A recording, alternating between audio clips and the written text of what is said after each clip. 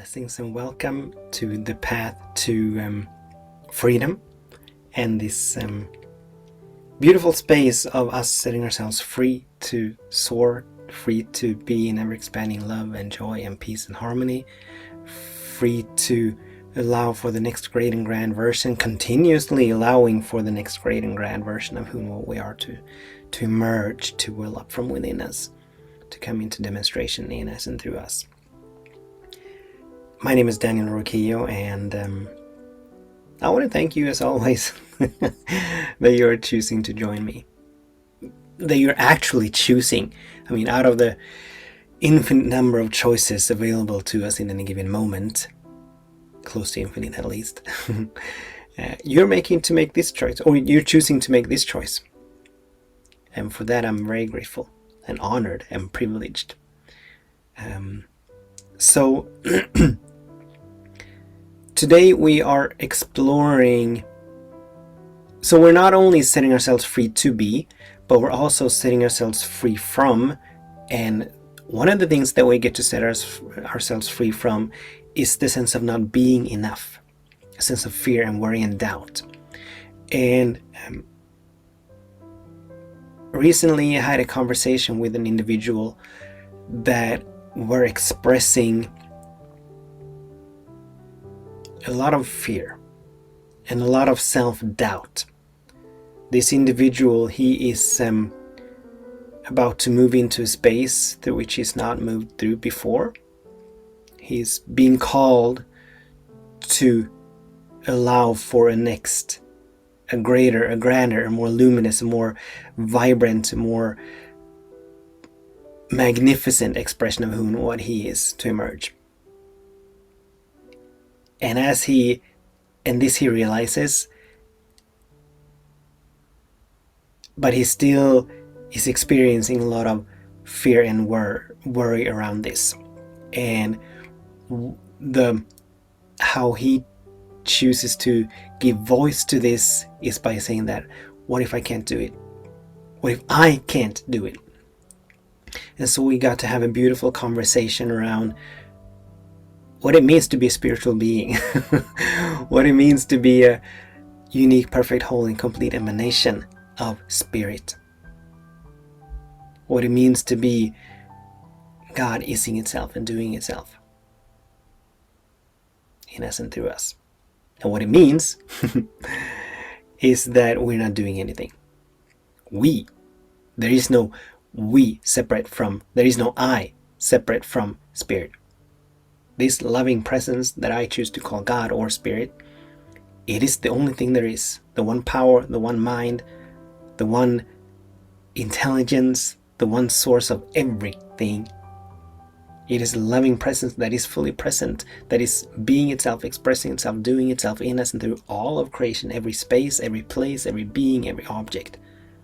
So there is no separation in spirit. There is no we and it.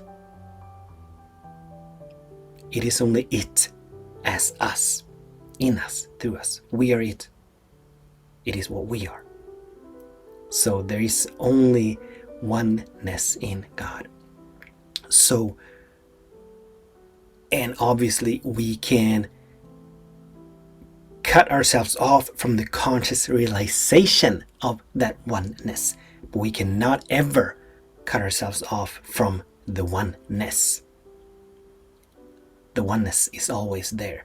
So whenever we do anything, we are not beating our hearts. We are not breathing. We are not digesting. We are not healing our bodies. But it is the divine intelligence that is doing all of this.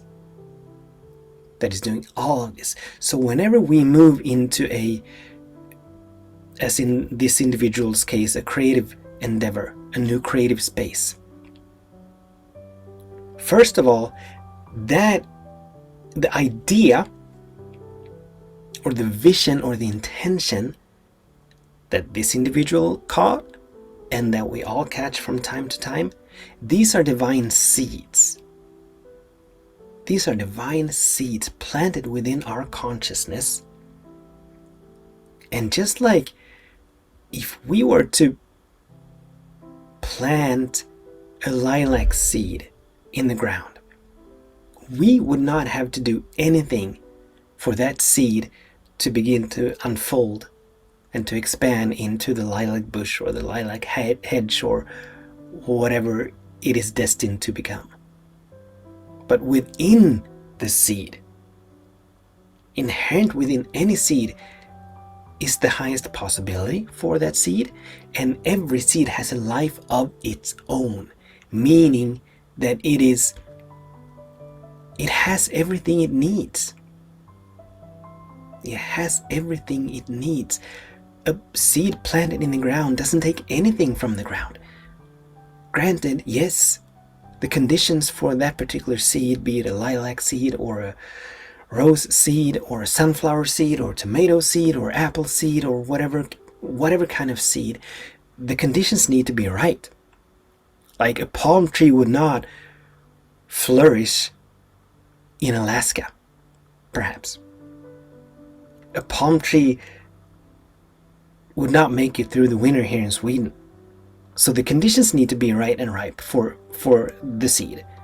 But when the conditions are right and ripe, the seed has a life of its own, and everything it needs, it's inherent, it's encoded, it's ingrained within the seed. And this is so for every single vision and intention and dream that we catch. These are divine seeds planted within our consciousness. It is our job, yes, to make sure that our consciousness is fertile ground for this particular seed. What does that mean? That means that we need to do the work of becoming aware of, and then doing the work of releasing and letting go that which is not in alignment with the seed, that which is not fertile ground for the seed. So fears, worries, doubts, a sense of not being enough, a sense of not having enough, a sense of separation, a sense of lack and scarcity. These are not in alignment with the highest possibility for this particular seed that has been planted within our consciousness. But other than that, it is not up to us to do anything. We cannot make anything happen. We can allow it to happen through us. We can make it welcome to happen through us. But we are not making it happen. But who is it that is making it happen? It is the divine intelligence. It is this loving presence that is making it all happen, that is making everything and anything happen. We are participating in the happening, yes. But in the infinite mind, it's already done. It's already happened. So the only thing that we need to do is to make us, to trim our consciousness to be open and available, to be the instrument, to be the vessel, to be the conduit through which the happening happens. Just like Jesus said, it's not me that is doing the work, it's the Father within me that is doing the work. The embryo, the human embryo, does not make itself happen. The human embryo, nor does the mother make the embryo happen. Nor does the dad make the baby happen. But it happens from within. A tree that grows from within. It is not adding anything to itself. The tree is not adding branches to itself. The flower does not add petals to itself, but everything emerges from within. It's inherent within. It's inherent within. So our job is not to make it happen, only to allow that which is already here, that which we already are, to come forth, to demonstrate itself. So in the case of this individual, as is the case for many of us, our job, our work is mostly in our own consciousness, rooting out those small and limited thought patterns. I can't do it. I am not enough. I'm not wealthy enough. I'm not smart enough. I'm not educated enough. I'm not white enough. I'm not whatever the case may be. Or I'm too old. I'm too fat. I'm too skinny. All these small and limited beliefs that we have around ourselves. Because we can absolutely rest assured that we would not catch. I mean, we are talking about a cosmic gardener that knows all, that sees all, that is the source of all. So this beautiful gardener, and I'm speaking about God, this magnificent gardener, it knows exactly where to plant whatever seeds it is planting. It knows exactly. Like any seasoned and experienced gardener knows which seeds to plant, when to plant them, and how to plant them. So does God know which seeds to plant, when to plant them, and how to plant them. So whenever we catch a vision, whenever we catch an intention, we're so wise to trust that we are being implanted. We are, I don't like the word selected, but we're being chosen in a way to be the fertile ground, the fertile soil for this particular seed. God has chosen us, and this sounds like as though God is out there and we are down here, but that's not the case. But we're dealing with language which its very nature is dualistic. So we get to live with the limitations of language.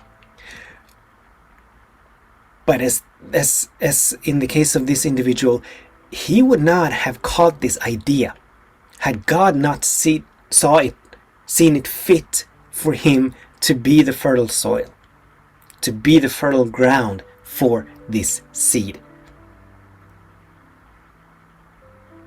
And as we catch these beautiful seeds, we're so wise to trust that whatever we need to learn and whatever we need to have in terms of resources or time or money or whatever the case may be, when we need it, we will have it. It is not in God's nature to ever be against itself. Spirit cannot ever contradict itself. It is always seeking to come into ever greater and grander expressions of itself, in, as, and through all of creation. So when we catch a seed, it is we are the perfect vessel for that seed, first of all. And when we catch it, it is the perfect time for this seed. Yes, we need to rise up. We need to do the inner work of be the expanding conduit for this seed. And the bigger the vision, the more work we're being called to do. The more we will be released, the more we will be called to release and let go of. If it's a mighty, mighty, mighty vision, we need to, like a snake sheds its skin to fit the next great and grand expression of the snake, so do we continuously need to shed our skin, shed our suits, release and let go of those shoes that fit, so that there's always room for expansion. So absolutely there's inner work to be done, but we will always be guided to what work to do, when to do it, how to do it. God will not plant a seed within us unless God knew, unless God had already qualified us as being the perfect soil for the highest expression for this particular seed to expand, to unfold into. So by virtue of our catching the seed, we know that we have it within us to do it, or to allow, not to do it, to allow it, to allow it to demonstrate and manifest itself here in this dimension, in us and through us. Step by step by step. God knows what needs to happen, how it needs to happen, when it needs to happen, and we get to trust that, and we get to listen and obey. Listen to that inner guidance, that still small voice that is continuously, eternally beckoning us, nudging us, whispering words of wisdom and guidance, so that we may be that vessel, so that we may be that instrument, so that we may be the servant of this particular seed. So it's not up to us. It's not us doing anything. We're simply allowing that which already is in the infinite mind. We're allowing it, that doneness, that isness, to demonstrate and manifest itself here in this dimension, in us and through us. So thank you so much for tuning in. And we're done. We're done. Until we meet again, I bless your day, and I bless your way. I was gonna say something else. I forgot what. With much love. Many blessings. Namaste.